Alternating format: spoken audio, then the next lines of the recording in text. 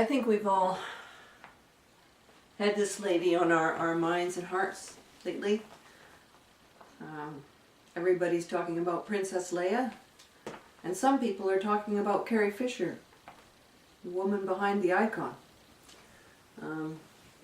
I never knew much about Carrie Fisher. I saw the first Star Wars a long time ago. I thought she was pretty compelling, but I knew nothing about her as an actress or as a person. And you know, over the years, I still didn't know a lot. She'd show up in movies like When Harry Met Sally, and she was in one of the Woody Allen movies, I think, when Hannah and Her Sisters. She usually played a supporting part, so she didn't really get to do a whole lot. But meantime, I was hearing about these books that she was writing about her really wild and crazy life growing up in Hollywood.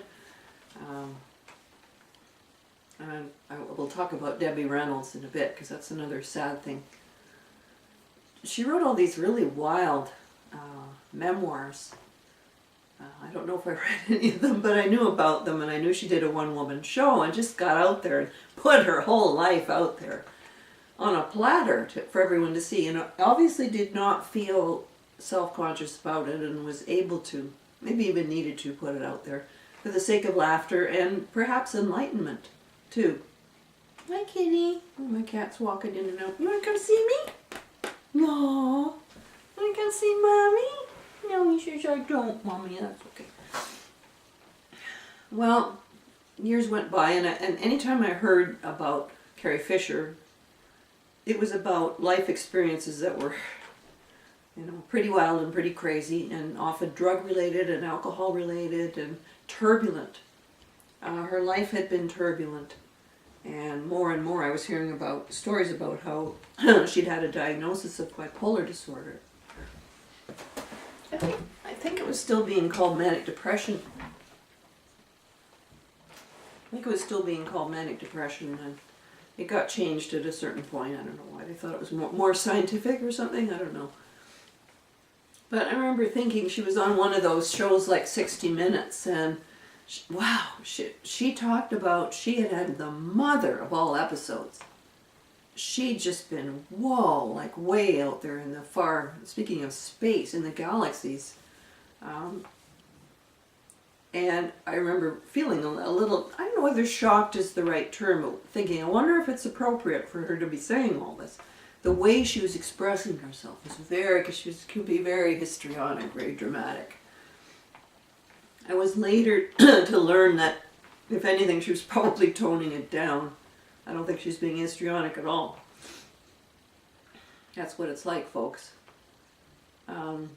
She was able to do this. She talked about, I'm mentally ill, you know, and it was maybe not quite like being proud, but something like, just let's state facts. It was more like that. Let's state facts. Let's speak plainly about what I lived through. That is pretty cool. And if it's the 1990s and everybody's living in the cave still, it's even better, because it was pretty primitive back then. When she passed, just, you know, very recently, there's been a lot of stuff come out, and there will be more that I don't know about her life. I think she had a rough life in some ways. One of the things she wanted to establish, and I don't think this was entirely a joke, was something called Bipolar Pride Day, which I think kicks ass. I think it's really cool. But at the time she said it, she probably got a big laugh. It's still okay in our culture to talk about someone being a whack job or a nut bar, or, you know, not right, not all there, or all kinds of expressions, as if the person isn't there, or as if it just doesn't matter. And if you're like that, then, well, you're kind of a write-off anyway. That is the case with society.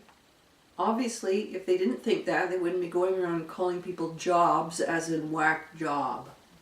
A person isn't a job, they're a person.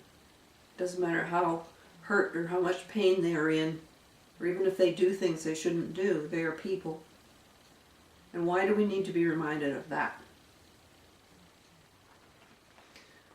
Is this a pet issue with me? maybe a little bit.